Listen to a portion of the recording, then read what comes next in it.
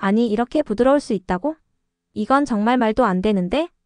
여기 한국에 이것에 빠져 24시간 동안 밖으로 나오지 않고 있는 한 영국 여성이 있습니다.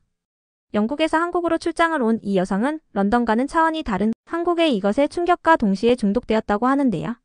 과연 그녀가 빠진 이것의 정체는 무엇인지 지금 바로 사연 시작합니다.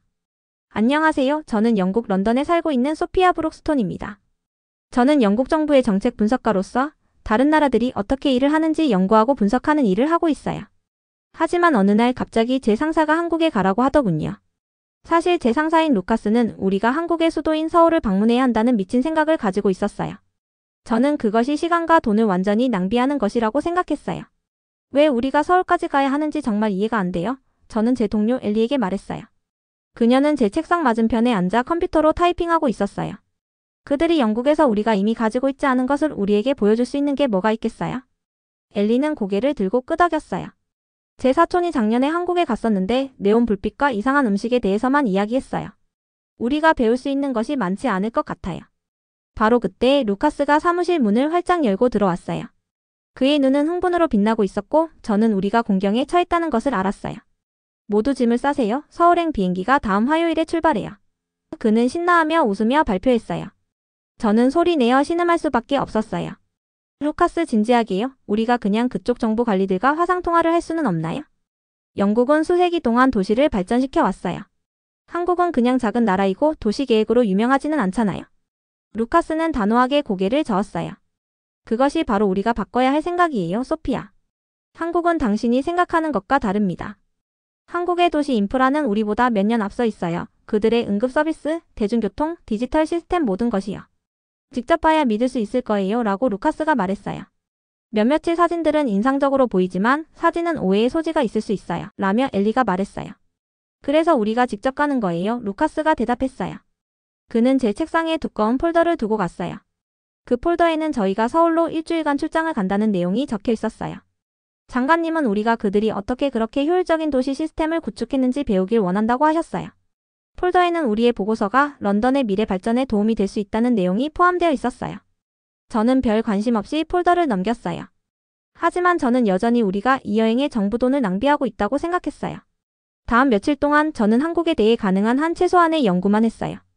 저는 그들이 높은 건물들과 좋은 기술을 가지고 있다는 것을 알았지만 런던에서 온 사람을 놀라게 할 만한 것은 없을 거라고 생각했어요. 저는 세계 최고의 도시 중 하나에 살고 있는데 서울이 과연 저에게 뭘 가르쳐 줄 수 있을까요? 저는 집에 돌아올 날을 세며 천천히 여행 가방을 쌌어요. 이 여행은 기회가 아니라 귀찮은 일처럼 느껴졌어요. 그때 저는 이 여행이 한국뿐만 아니라 전 세계를 보는 제 방식을 완전히 바꿀 것이라는 것을 몰랐어요. 이때까지 저는 서울에 가고 싶지 않았던 사람이 곧 서울의 가장 큰 팬이 될 것이라는 것을 전혀 알지 못했어요. 서울로 가는 비행은 정말 길고 길었어요. 저는 대부분의 시간을 자거나 제 앞에 있는 작은 스크린으로 영화를 보며 보냈어요. 루카스는 우리 모두에게 한국에 대한 정보 패킷을 주었지만 제 것은 가방에 넣어둔 채로 있었어요. 도착하면 보면 되겠지라고 저는 혼자 생각했어요. 이 여행에 대해 제가 틀렸을 수도 있다는 것을 인정하고 싶지 않았거든요. 마침내 인천국제공항에 도착했을 때 저는 피곤하고 짜증이 났어요. 다리는 뻣뻣했고 이상한 자세로 자서 목이 아팠어요. 저는 그냥 호텔에 가서 샤워를 하고 싶었어요. 하지만 공항은 저를 놀라게 했어요. 모든 것이 깨끗하고 밝고 믿을 수 없이 잘 정리되어 있었어요. 여러 언어로 된 표지판이 우리가 가야 할 곳을 정확히 가리키고 있었어요. 우리는 짐을 빠르게 찾았어요. 영국의 히드로 공항처럼 몇 시간씩 기다릴 필요가 없었어요. 호텔은 강남에 있어요. 루카스가 우리가 깨끗한 택시에 올라탈 때 설명했어요. 강남은 서울의 주요 비즈니스 지구 중 하나예요. 라고 설명해 주셨지만 저는 별로 신경 쓰지 않고 고개를 끄덕였어요. 저는 그냥 진짜 침대에서 자고 싶었어요. 택시가 공항을 떠날 때 저는 별 관심 없이 창밖을 바라봤어요. 하지만 그때 이상한 일이 일어났어요. 서울에 머무는 시간이 길어질수록 저는 더 몸을 일으키고 주의를 기울이게 됐어요. 이건 제가 예상했던 것과 전혀 달랐어요. 도시는 초현대적인 것과 전통적인 것의 완벽한 조화였어요. 유리로 된 고층 빌딩들이 곡선 지붕이 있는 아름다운 옛 건물들 옆에 서 있었어요. 거리는 넓고 깨끗했고 쓰레기 하나 없었어요. 모든 것이 너무 효율적으로 보였어요. 그리고 저는 특이한 것을 발견했어요. 도시 한가운데로 흐르는 개울이 있고 사람들이 그 둑을 따라 걷고 있었어요. 저게 뭐예요? 저는 물을 가리키며 물었어요. 그건 청계천이에요. 루카스가 제가 마침내 관심을 보이는 것이 기쁜 듯이 말했어요. 예전에는 고속도로로 덮여 있었는데 그들이 그것을 제거하고 개울을 복원했어요. 이제 서울 도심을 가로지르는 도시공원이 됐어요. 저는 사람들이 물가에 앉아 책을 읽는 것을 놀라움으로 지켜봤어요. 많은 사람들이 가방과 소지품을 바로 옆 바닥에 놓아두었어요. 누가 물건을 훔칠까봐 걱정하지 않나요? 저는 런던에서 물건을 방치하면 얼마나 빨리 사라질지 생각하며 물었어요. 우리 택시기사님은 웃으며 간단한 영어로 말했어요. 여기는 매우 안전해요. 문제 없어요. 저는 믿을 수 없었어요. 사람들이 도난을 걱정하지 않는 대도시라니? 이것은 불가능해 보였어요. 서울은 세계에서 가장 안전한 도시 중 하나예요. 제가 못 믿는 걸 눈치챈 루카스가 말했어요. 범죄율이 믿을 수 없을 정도로 낮은 도시죠. 저는 조용히 우리가 지나가는 모든 것을 새로운 눈으로 바라봤어요. 아름다운 디자인의 거대한 쇼핑센터들, 가족들로 가득한 공원들, 거의 반짝일 정도로 깨끗한 거리들. 이건 제가 상상했던 한국이 아니었어요. 호텔에 도착했을 때 저는 또 다른 충격을 받았어요. 건물이 아주 세련되고 멋져 보였어요. 전부 유리와 매끄러운 선으로 이루어져 있었어요. 로비는 아름다운 조명과 현대적인 가구가 있는 공상 과학 영화에서 본 것 같았어요. 객실이 준비되어 있습니다. 직원분이 완벽한 영어로 말했어요. 호텔 내부 모든 곳에서 무료 초고속 와이파이를 이용하실 수 있습니다. 또 필요하시면 무료로 이용 가능한 공용 컴퓨터도 마련되어 있어요. 라고 직원분이 말했어요. 모두 무료라고요? 저는 런던의 비싼 호텔 와이파이 요금을 생각하며 되물었어요. 물론이죠. 직원분이 미소를 지었어요. 그리고 다른 것이 필요하면 프론트 데스크로 전화하면 된다고 덧붙여 말씀해 주셨어요. 제 방은 15층에 있었고 도시 전망이 아주 잘 보였어요. 가방을 놓은 후 저는 곧바로 화장실로 가서 얼굴을 씻었어요. 수도꼭지를 틀고 거기서 나오는 물을 보며 서 있었어요. 물은 마치 수정처럼 맑았어요. 런던의 노후된 많은 건물들은 물을 약간 노랗거나 탁하게 보이게 하는 오래된 파이프를 가지고 있어요. 하지만 이 물은 순수하고 맑았어요. 저는 잔에 물을 채우고 이상한 맛이 날 것을 예상하며 작게 한 모금 마셨어요. 근데 예상과 달리 신선하고 맛있었어요. 이건 있을 수 없는 일이야. 저는 혼자 중얼거렸어요. 수돗물이 이렇게 맛있으면 안 되는데. 제 생각을 가로막는 문 두드리는 소리가 들렸어요. 루카스였어요. 1시간 후에 로비에서 만나요. 그가 말했어요. 지하 쇼핑 구역을 방문할 거예요. 이 도시는 무료 엘리베이터와 통로로 연결된 놀라운 지하 시설 네트워크를 가지고 있어요. 지하 쇼핑이요? 저는 의심스럽게 물었어요. 우리 지하철역에 몇 개 상점이 있는 것처럼요? 루카스는 그냥 미소를 지었어요. 직접 보시면 알 거예요. 그가 떠난 후 저는 창가에 서서 서울을 바라봤어요. 해가 지고 있었고 도시는 밝아지기 시작했어요. 마치 별의 바다가 지구로 떨어진 것처럼 아름답게 보였어요. 저는 가슴에 이상한 것을 느꼈어요. 이 여행에서 가질 것이라고 예상하지 못했던 감정이었어요. 그것은 흥분이었어요. 처음으로 저는 아마도 어쩌면 루카스가 옳았을지도 모른다고 생각했어요. 어쩌면 한국은 결국 우리에게 가르칠 것이 있을지도 모르겠어요. 저는 빠르게 옷을 갈아입고 로비로 향했어요. 갑자기 이 놀라운 도시에 더 많은 것을 보고 싶어졌어요. 엘리베이터 문이 열리면서 저는 실제로 미소를 짓고 있다는 것을 깨달았어요. 서울은 제가 상상했던 것과 전혀 달랐어요. 그리고 저는 놀라움이 이제 시작일 뿐이라는 느낌이 들었어요. 1시간 후 저는 루카스와 엘리와 함께 호텔 로비에 서 있었어요. 이제 저는 실제로 흥분되었고 루카스가 언급했던 지하 쇼핑 구역을 보고 싶어 했어요. 저를 따라오세요. 루카스가 미소를 지으며 말했어요. 그는 우리를 호텔 밖으로 이끌고 길을 따라 평범한 지하철 입구처럼 보이는 곳으로 갔어요. 하지만 우리를 지하철역으로 데려가는 대신 그는 우리를 다른 문으로 안내했어요. 우리는 그 안으로 들어섰을 때 저는 입이 떡 벌어졌어요. 이건 단지 런던 지하철역에 있는 몇 개의 상점이 아니었어요. 이건 거리 아래의 완전한 세계였어요. 밝고 깨끗한 복도가 모든 방향으로 뻗어 있었어요. 천장은 높았고 조명은 완벽했으며 상상할 수 있는 모든 것을 판매하는 수백 개의 상점이 있었어요. 의류 상점, 전자제품 상점, 레스토랑, 카페, 베이커리가 모두 여기 있었어요. 그리고 제가 지하 장소가 그럴 것이라고 예상했던 것처럼 붐비거나 답답하지 않았어요. 넓고 시원하게 느껴졌어요. 이건 믿을 수 없어요. 엘리가 놀라움에 눈을 크게 뜨고 제 옆에서 속삭였어요. 저는 너무 놀라서 말을 할 수 없어 고개만 끄덕였어요. 우리는 주요 복도 중 하나를 따라 걸으며 가게들을 지나쳤어요. 모든 것이 너무 깔끔하게 정리되어 있었어요. 몇 분마다 우리가 어디에 있는지, 그리고 다른 지역으로 어떻게 가야 하는지 정확히 보여주는 지도가 있었어요. 그리고 모든 것이 어떻게 연결되는지 주목해보세요. 루카스가 말했어요. 한 건물에서 다른 건물로 모두 지하에서 밖으로 나가지 않고도 갈 수 있어요. 여기는 더운 여름이나 추운 겨울에 머무르기에도 완벽한 곳이었어요. 우리가 걸으면서 저는 저를 놀라게 한 또 다른 것을 눈치챘어요. 도처에 엘리베이터가 있어서 휠체어를 탄 사람들이나 유모차를 가진 부모들이 층 사이를 쉽게 이동할 수 있었어요. 런던에서는 많은 오래된 역들이 여전히 장애인들을 위한 좋은 접근성이 없었어요. 런던에도 지하 통로가 몇 개 있어요. 저는 인정했어요. 하지만 이렇게 크거나 잘 관리된 것은 없어요. 루카스는 고개를 끄덕였어요. 서울의 도시계획자들은 모든 사람들의 삶을 더 좋게 만들 것이 무엇인지 생각해요. 그들은 항상 이것들을 개선하고 있어요. 루카스가 이어서 말했어요. 우리는 지하 네트워크를 계속 탐험하면서 모든 것이 얼마나 깨끗하고 편리한지에 놀랐어요. 심지어 공중 화장실도 깨끗하고 무료로 사용할 수 있었어요. 종종 더러운 공중 화장실을 사용하기 위해 돈을 지불하는 데 익숙한 영국 방문객들에게 또 다른 놀라움이었어요. 모든 것이 이렇게 깨끗하다니 믿을 수 없어요. 저는 주위를 둘러보며 말했어요. 그리고 어디에도 낙서가 없었어요. 한국인들은 공공장소에 큰 자부심을 가지고 있어요. 루카스가 설명했어요. 그들은 공공장소가 모든 사람에게 속한다고 생각하기 때문에 모든 사람이 돌보는 것을 도와요. 지하 쇼핑 단지를 약 1시간 정도 탐험한 후 우리는 도시의 다른 부분으로 가기로 결정했어요. 루카스는 그곳에 가기 위해 지하철을 타야 한다고 말했어요. 여기 지하철 시스템은 세계 최고 중 하나예요. 그가 우리가 가야 할 역에 접근하면서 말했어요. 저렴하고 깨끗하고 믿을 수 없을 정도로 효율적이었어요. 우리가 지하철 플랫폼으로 내려가는 에스컬레이터에 막 가려고 할 때 재앙이 닥쳤어요. 굽이 높은 구두를 신고 있던 엘리가 갑자기 균형을 잃었어요. 그녀는 넘어졌고 제가 그녀의 팔을 잡지 않았다면 그녀는 에스컬레이터 아래로 떨어졌을 거예요. 괜찮아요. 저는 그녀를 근처 벤치로 이끌면서 물었어요. 괜찮지 않은 것 같아요. 엘리는 고통으로 얼굴이 창백해지며 말했어요. 발목을 심하게 삐인 것 같았어요.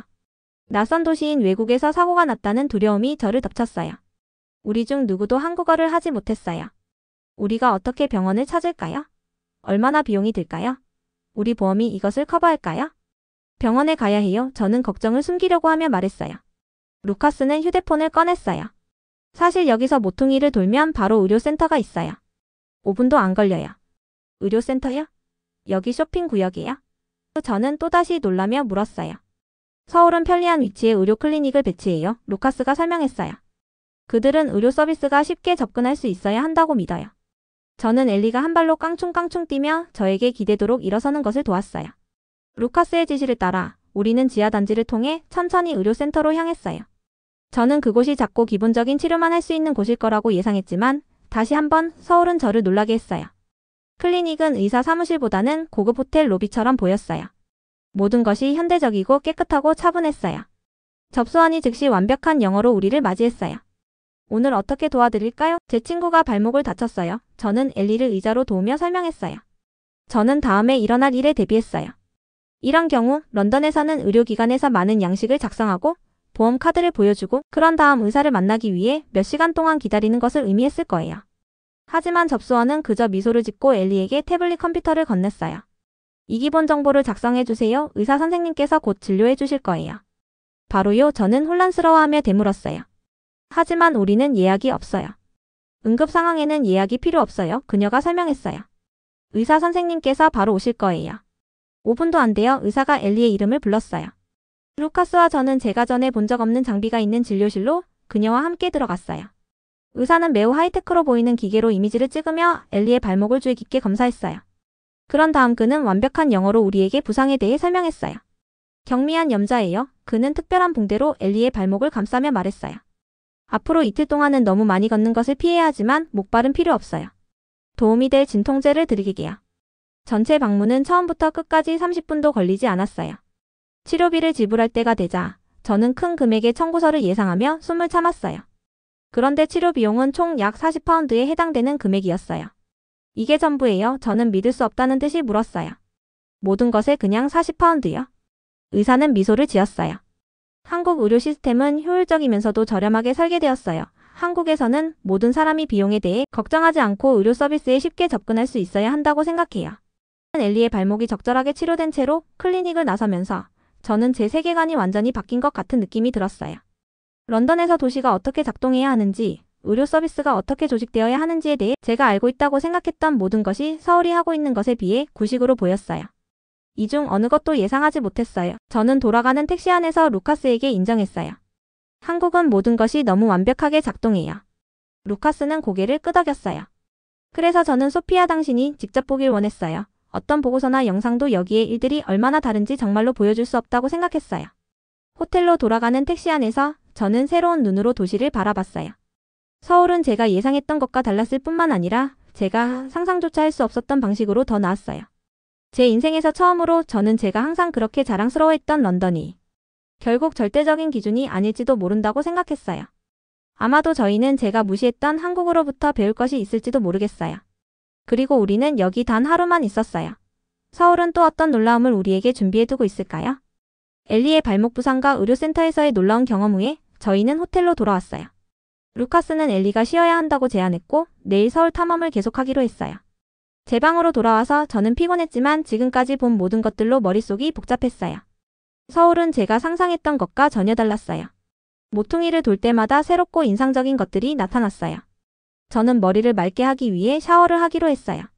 화장실에서 수도꼭지를 틀자 수정처럼 맑은 물이 흘러나왔어요. 런던의 오래된 건물에서 자주 보던 누런색의 물도 아니었고 이상한 냄새도 나지 않았어요. 그저 순수하고 깨끗한 물이었죠. 저는 물줄기 아래 손을 대고 완벽한 온도를 느꼈어요.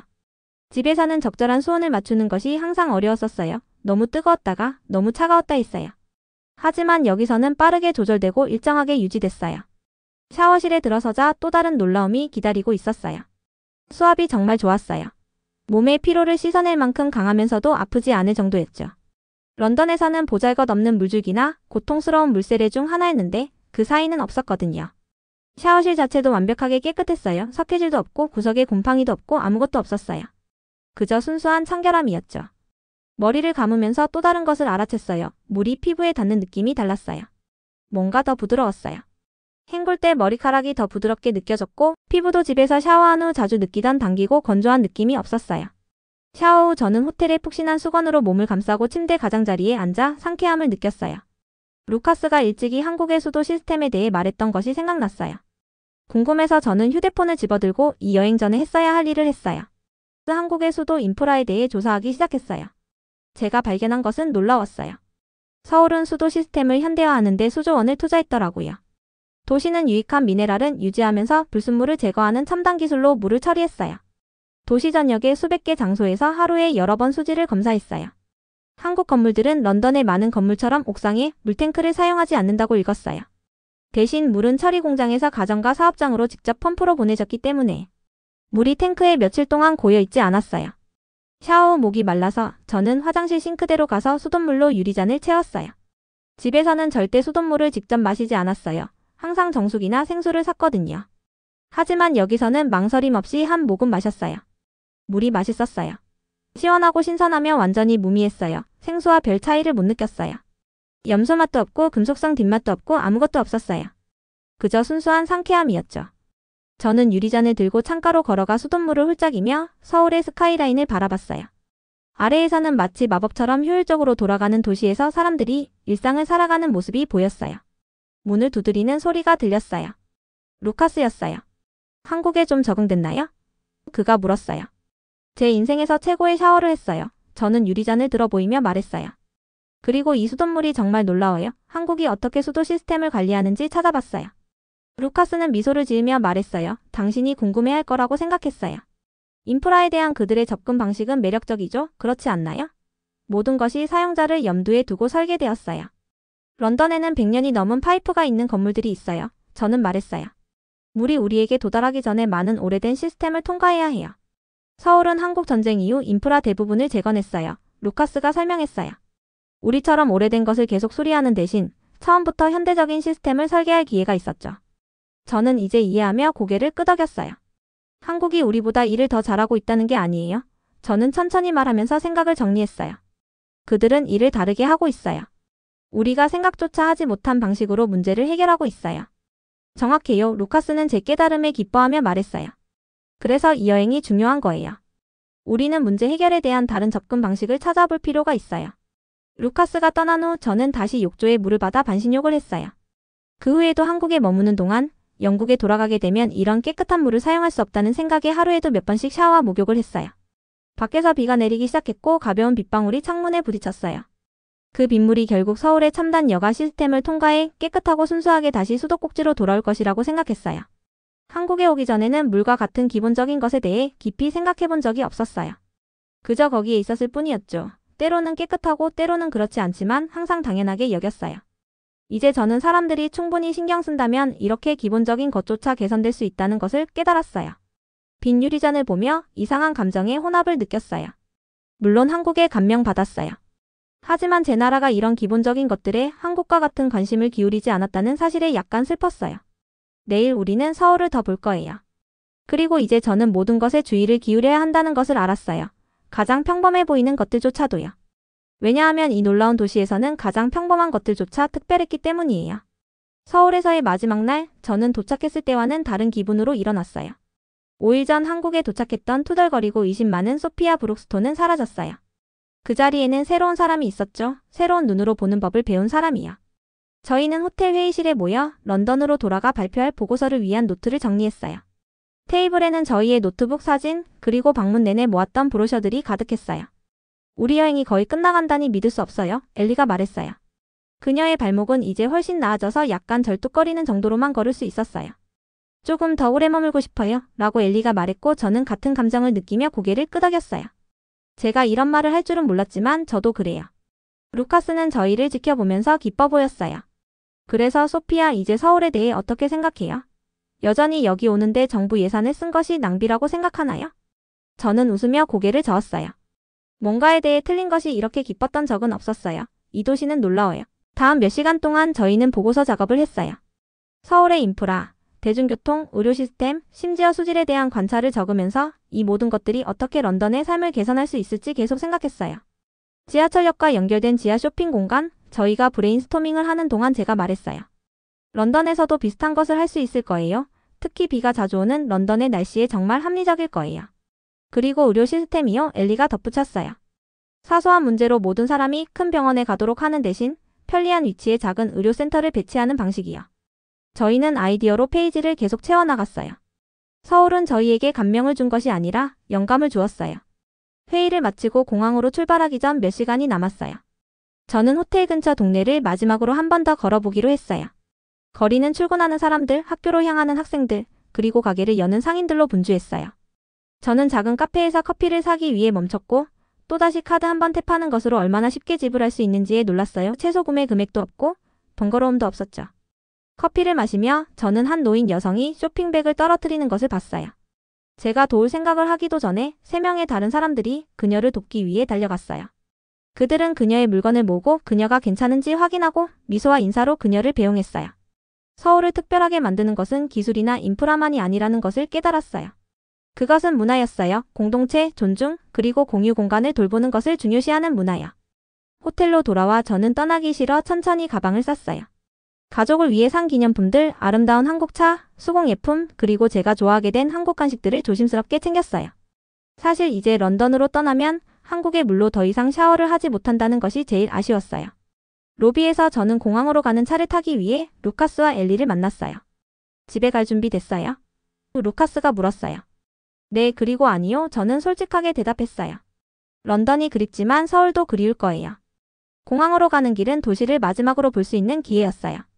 반짝이는 고층 빌딩들, 전통 건물의 조각들, 깨끗한 거리, 효율적인 교통 시스템, 이 모든 것이 너무 완벽하게 함께 작동했어요.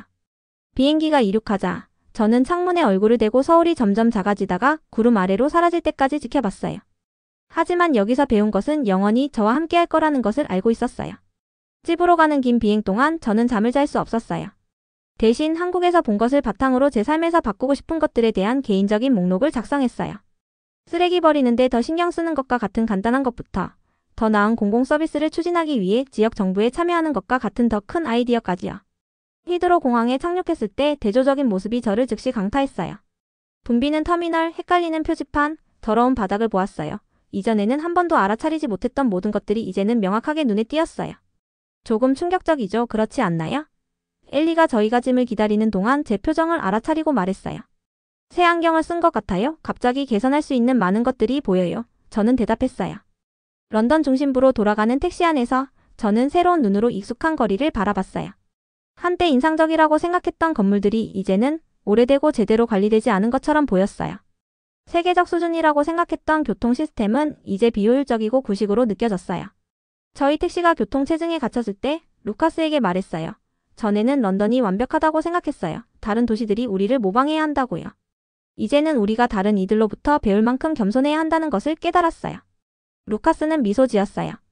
그것이 바로 내가 이 여행에서 당신이 발견하길 바랐던 거예요. 그 다음 월요일, 저는 진심 어린 열정으로 장관님에게 저희의 발견을 발표했어요. 사진을 보여주고 이야기를 나누고 서울이 어떻게 신중한 계획과 시민들의 요구를 최우선으로 두면서 스스로를 변화시켰는지 설명했어요.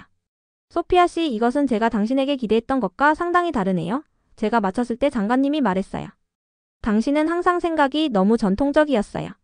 한국이 저를 바꿨어요. 저는 미소를 지으며 인정했어요.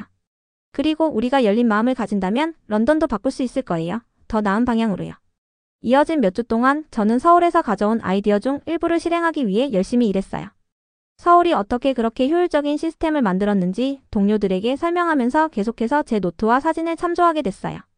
때때로 집에서 수도꼭지를 틀어 약간 변색된 물을 볼 때, 또는 버스가 언제 도착할지 모른 채 끝없이 기다릴 때, 또는 병원 대기 시간이 길다는 이야기를 들을 때 저는 그곳을 그리워하며 서울을 떠올렸어요. 우리도 그렇게 될 거예요. 저는 스스로에게 말했어요. 한 걸음씩이요. 그리고 이제 누군가 한국에 대해 물어볼 때마다 저는 미소를 지으며 말했어요. 당신이 생각하는 것과 다르죠. 훨씬 더 대단해요. 정말 직접 봐야 믿을 수 있어요. 한국은 저에게 중요한 교훈을 가르쳐 주었어요. 때로는 개선하는 가장 좋은 방법은 다른 이들이 더 잘하고 있을 수 있다는 것을 인정하는 것이에요. 서울이 한 것을 정확히 모방하는 것이 아니었어요. 문제를 다르게 보고 새로운 해결책을 찾을 용기를 갖는 것이었어요. 어느 날 저녁 늦게 일하고 있을 때 저는 제 책상에 놓인 사진을 알아차렸어요. 서울 도심에 있는 아름다운 복원된 게으린 청계천 앞에 서 있는 저, 루카스, 그리고 엘리의 사진이었어요. 사진 속에서 저는 수년 만에 가장 환하게 웃고 있었어요. 고마워요, 서울. 저는 사진에 속삭였어요. 오늘의 사연은 여기까지입니다. 오늘의 사연 재미있게 보셨다면 좋아요와 구독 꼭 부탁드립니다.